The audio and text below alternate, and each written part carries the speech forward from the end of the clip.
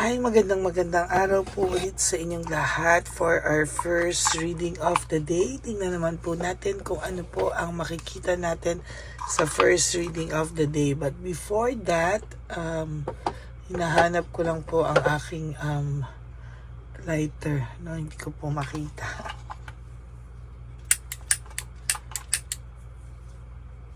Ayan. Buksan lang po natin ang ating mga kandila. Sisilbi sa ating gabay, no? Liwanag. Kamusta po kayong lahat? Kamusta po ang inyong tulog? Kamusta po ang inyong araw? Para sa mga nasa ibang bansa na hindi pa umaga, no? Kamusta po kayong lahat, no? Ito po, tayo po ay magbabasa ng first reading of the day, no? But before that, sana po ay napanood niyo na po yung first, second, third, and fourth reading kahapon at yung ating sixth incenso for the day, no? Ngayon po ay papalabas ko rin po ang last day ng ating incenso. Ano, I hope na yan, natapos niyo po lahat. Kung hindi, balikan niyo po ulit from first at talagang seryosohin niyo po yan. Next month, ako po ulit ay maglalabas ng ating incenso, no? Para po sa inyong lahat, no? Yan, ako, ang dami po nagbabagsakan late niya.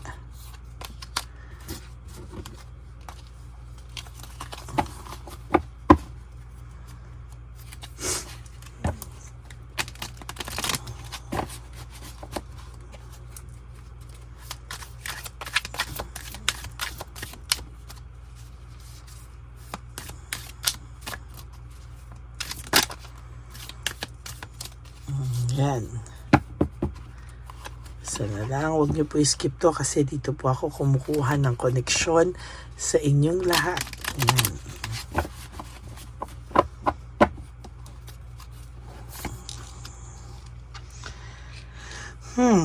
The Devil in Reverse, no? Parang ito po ay gusto niya na pong i-release lahat ng kanyang mga naging choices, maling choices sa buhay, no?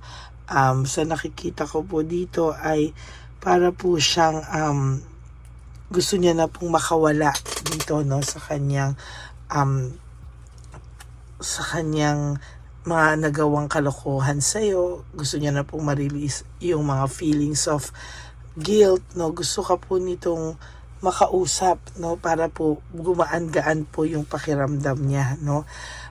Kaya lang sana mapili niya po sa tamang paraan po ay kanya kausapin kasi wag niya na po sana daanin sa pride, sa ego, no? Talagang mabigat po ang pakiramdam ng taong ito as of the moment, no? Siya po ay nagre-reflect. Gusto ka po niya kontakin, tumatiming lang po siya. Naglalaylo lang po siya. Gusto ka pa po nitong makausap. Gusto ka pa po nitong lapitan. Gusto ka po nitong timingan. Pero sa totoo lang po, parang hindi niya po magawa. Oh. Sa nakikita ko ay totoo naman po na nagre-reflect ka pa talaga, no? Siya, hindi ikaw. Sorry, not you. Nagre-reflect pa po siya. At talagang hindi niya din alam paano yung tamang approach. Talagang nag-iisip-isip to, no? Paano na ba yung tamang approach? Paano na ba niya ikaw ma-reach out, no? Naglaylo lang siya ngayon talaga. Naglalaylo lang to dahil marami pa siya talagang kailangan pag-isipan. Pero talagang undecided siya ano yung gagawin niya para po ma-approach ka niya. No? Very undecided pa ang taong to. Pero gusto ka po niya talagang makausap. Gusto ka po niya talagang kontakin. Ano? Kaya sa tingin ko, itong taong to ay kukontak pa rin sa ito. No? Tumatiming lang po ito. Maybe naglalaylo lang siya kasi nag-iisip pa po siya ng mga paano po yung tamang approach sa'yo. Pero there will come a time kukontakin ka po ng taong ito. Kukontak.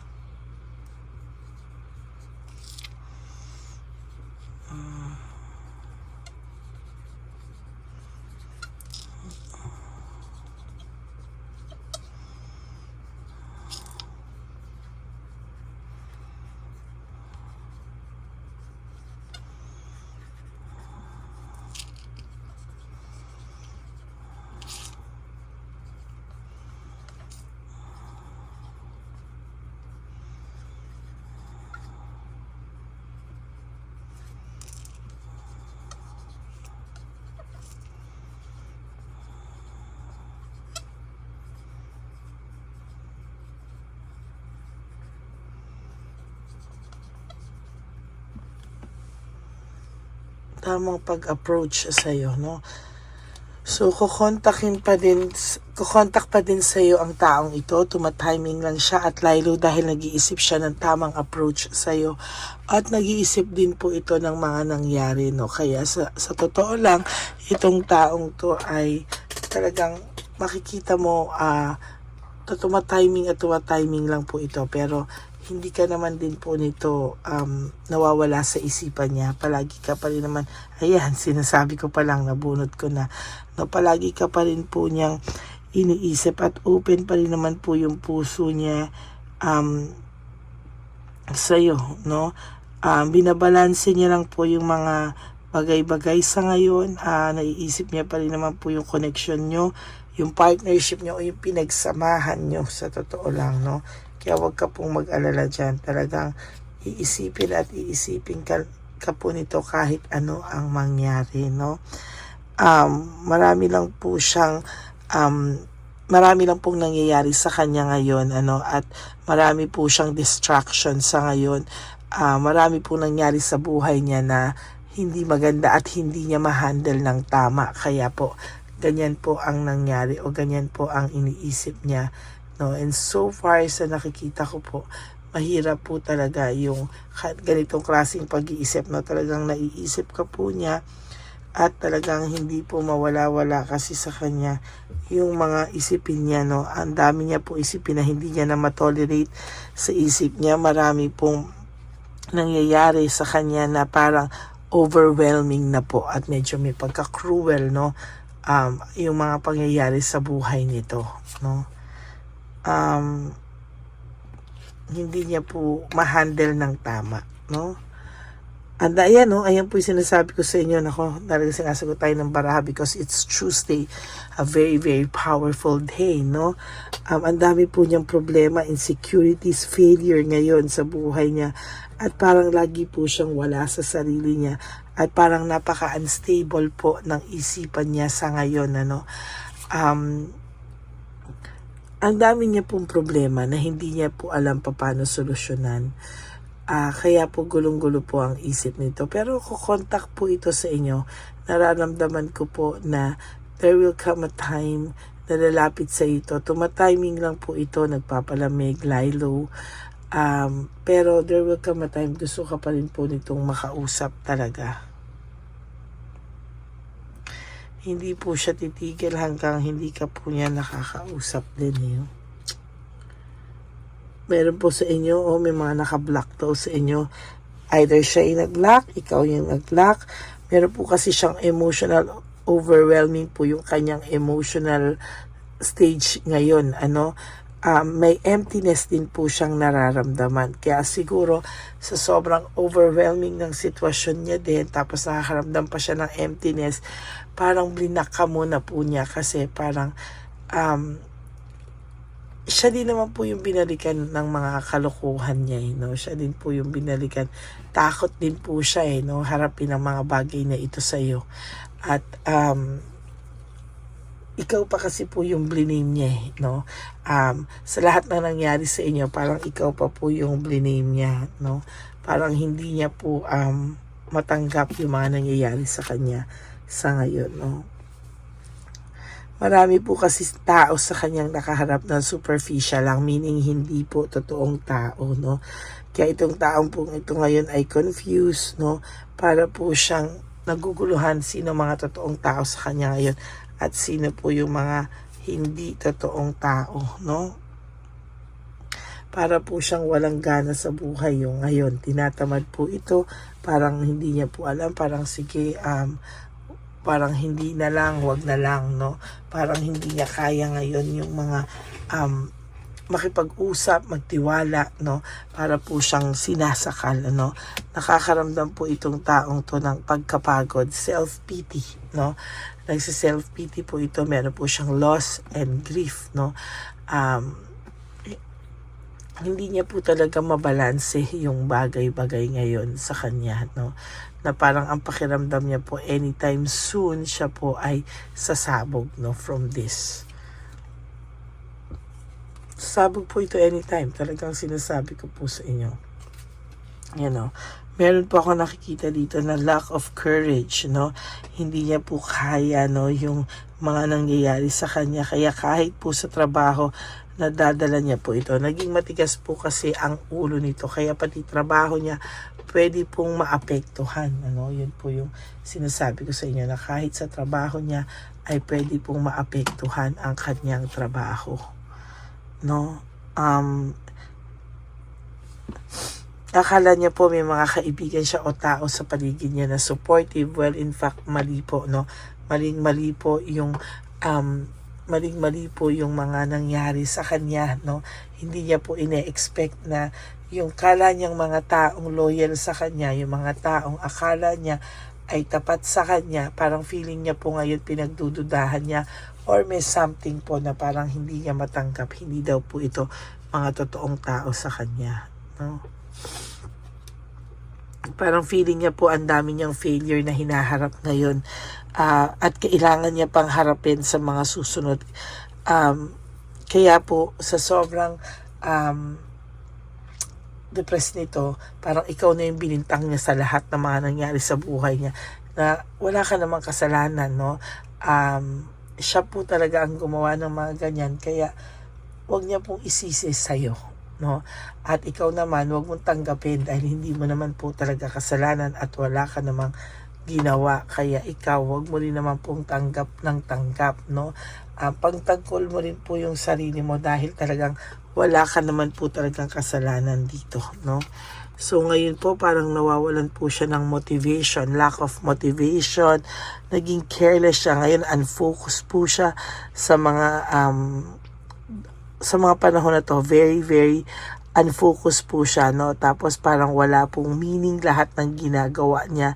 Kaya very uninspired din po ang taong to. Tinatamad po ito at walang motivation sa mga panahon na to, no? Parang pong feeling niya sasabog siya anytime. Napaka-disorganized daw po ng kanyang buhay sa ngayon, ano? Parang pinipilit niya lang ayusin lahat, no? Parang overwhelming lahat sa kanya ngayon.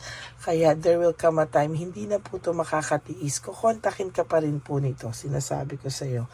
No, kukontakin ka pa rin po nito, magkikita pa rin kayo ng taong ito sa tamang panahon na siya ay ready na at marirealize niya na medyo naglaylo na siya, okay na siya, pero sana pag-isipan mo, no, kung ano ba talaga ang gusto mo din sa buhay, no? Kasi itong taong to parang magiging on-off, no?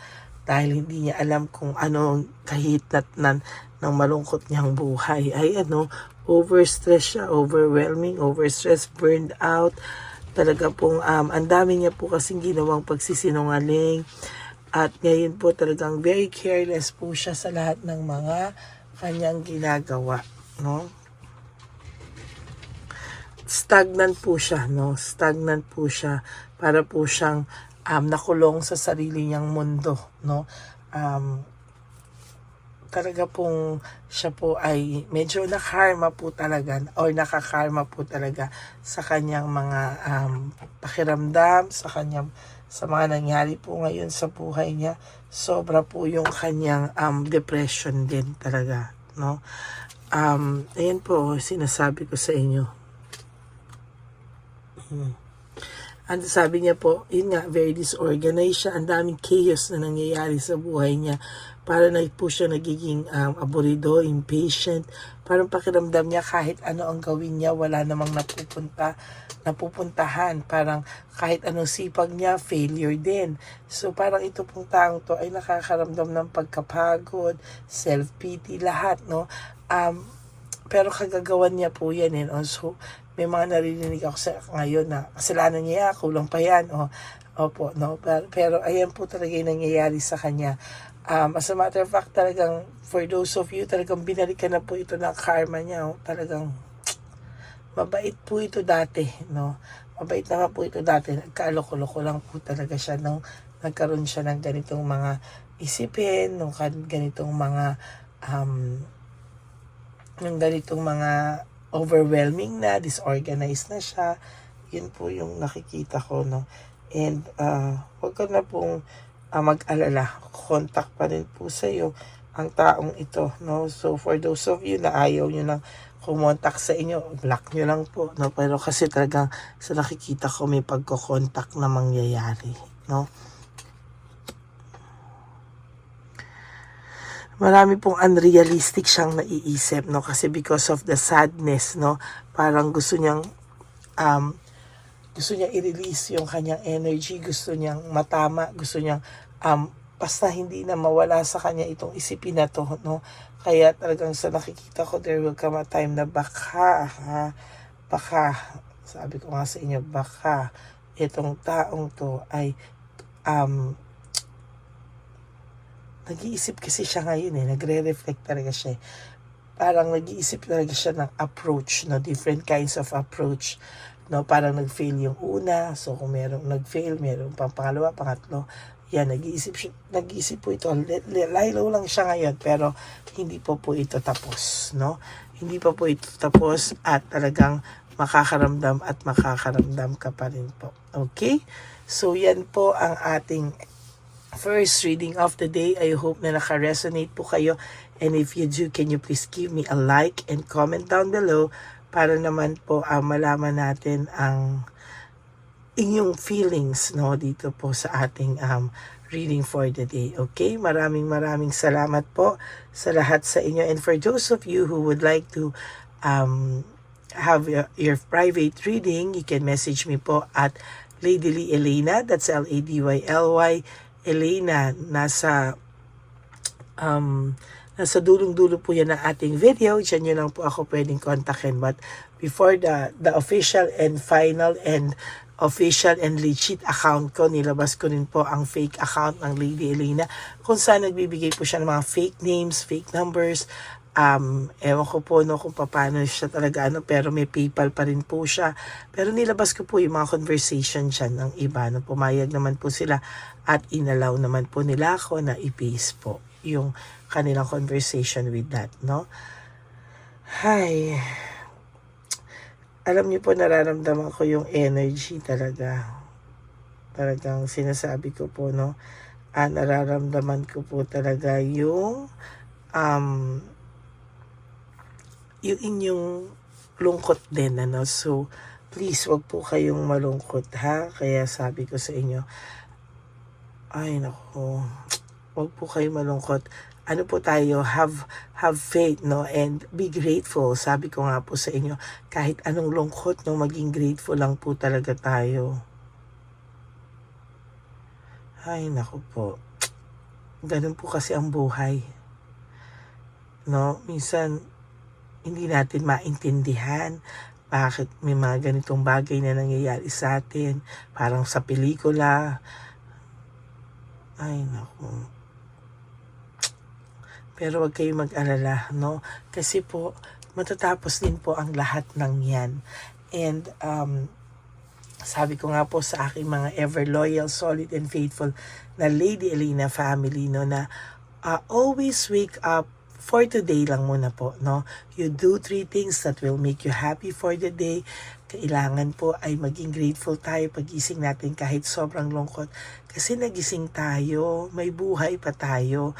Meron pa tayong chance na tamain yung mga mistakes po natin sa buhay, no? And we have to love ourselves, no? Kasi self-love po talaga is still the best love of all. Kaya sabi ko nga po sa inyo, kailangan po talaga natin na kailangan po talaga nating labanan lahat ng mga problemang darating sa atin at mahalin po natin ang sarili natin kasi tayo po talaga yung may responsibilidad at obligasyon mahalin yung sarili natin unang-una sa lahat. Okay? At kailangan din po nating ma-realize na life is really too short. Kaya don't make it shorter by stressing yourself from all the pains and heartaches na binigay sa inyo ng kahapon. Just surrender everything to the divine universe and just let go and let God write your life and love story. Ako po ay magbabalik para sa second reading of the day. Huwag po kayong malulungkot. Ako po ay babalik para bigyan kayo ng second reading of the day. For the meantime, sana po panoorin nyo muna po yung first, second, third, fourth reading at ang insenso kahapon bago po kayo lumagtaw dito. at sa ating ulit na reading mamaya at sa susunod pang mga readings. Okay? Maraming salamat po sa inyo lahat, sa lahat ng inyong suporta, sa lahat ng inyong pagtatanggol sa akin, sa inyong lahat na suporta sa akin. Mahal na mahal ko po kayo in return. Marami pong nang aaway dun sa Lady Elena na fake at touch na touch po ako dahil alam niyo po yun, kahit hindi ko po sabihin, may mga kusa po yung mga subscribers natin at maraming salamat po sa inyong lahat. Dito nga po pag meron mga sugo, no? May mga sugo tayo ng bashers, sugo ng scammers, no? Para alam natin na membro nila yun. Ay nako, hindi na po ako kumikibo, natatawa na ako. Pero yung mga subscribers ko, nababasa ko po na, nako, may sugo na naman dito, ano to ng scammer, padala to ng scammer, ganyan. Natatouch po ako sa inyo lahat and maraming pong salamat. Hindi na nga po ako masyado nagre-react pero nakikita ko po may mga nagre-react at nagtatanggol na po sa akin. Kaya maraming salamat po sa inyong lahat from the bottom of my heart. Thank you so much po at wag po kayong mag-alala. Kahit nasang lupalo po ako ng daigdig, ako po ay magbibigay pa rin ng reading of the day sa inyong lahat. Maraming salamat po sa inyo and God bless you all and enjoy po your Tuesday. Now this Tuesday is a very powerful day. Huwag po kayong magpapalagpas ng kahit na anong readings natin for today. Okay? God bless you and I love you all. See you all again on my next reading. Bye! Okay, update po, may nagpanggap pong subscriber natin na siya po ay magpapahula sa fake na Lady Elena, kaya ayan, hinihingan po siya ng $80 at ang cell po niya ay nabigay at nakuha. Ang pangalan niya po sa cell ay Julian Albert, no? Siya po ay may cell account din, kaya mag-iingat po kayo. Ayan po, no, kung sino man po yung scammer na Julian Albert na yan, no, iinsensuhan po natin yan para siya po ay makonsensya. Kung wala man po siyang konsensya, at least po bumalik sa kanya lahat po ng kanyang ginagawa at mali po yan, ano. Basahin niyo po lahat yan, makikita niyo po, ayan po ang cell number niya at Julian Albert na yan, ano, para po talagang ma-report din po natin yan na siya ay gumagamit ng cell account na Julian Albert. Mag-ingat po kayo. Ayan po yung number niya. Ayan po yung pangalan niya. Huwag po kayong magpauto. Nakita nyo naman po, no, napakalayo po ng pangalan ko sa pangalan ng pinagsisendan nyo po ng account o ng pera. Kaya mag-ingat po kayo at beware sa scammer na to. At talagang ayan po, pinost ko po ang kanyang pangalan dito para maging babala po sa inyong lahat. Maraming salamat po. At mag-ingat po kayo, paki-report po ang page na yan, ang messenger niya na Lady Elena. Maraming salamat po and God bless you all. Ayan, sa susunod po makikita niyo yung account niya na i-report niyo. Salamat po na marami. Magandang gabi po ulit sa inyong lahat. Ako po ay muling nagpapaalala sa inyo na mayroon pong lumalabas sa FB at Messenger account na fake account po, no, nang hihingi po ng $25 through PayPal at hindi po yan totoo. Huwag po kayong maniwala dyan. At pag sinabi mo po na gusto ko pong marinig ang boses nyo or makita kayo, ang sasabihin po ay magbibigay kami ng link. Buksan mo yan at pagkatapos ay makikita mo ako. Huwag po kayong maniniwala dahil yan po ay hindi totoo. Yan po ay isang malaking scam na pag binuksan nyo po ay mahahack po lahat sa inyo. Mahahack po ang inyong mga personal details. Lahat ay mahahack. Ako po ay nalulungkot na ito po ay nangyari. Ngunit sa talagang may mga tao pong masasama at may mga tao po talagang hindi makatiis na hindi gumawa ng masama sa ibang tao. Pero maging aware po sana kayo, tulungan nyo po ako, i-report po natin yung fake na yan at sa FB para siya po ay mawala na at wala na po siyang mabiktima pa, no? Nandyan po lahat ng details at maraming salamat po sa inyong lahat. Maraming salamat po sa inyong lahat at mag-iingat po kayo.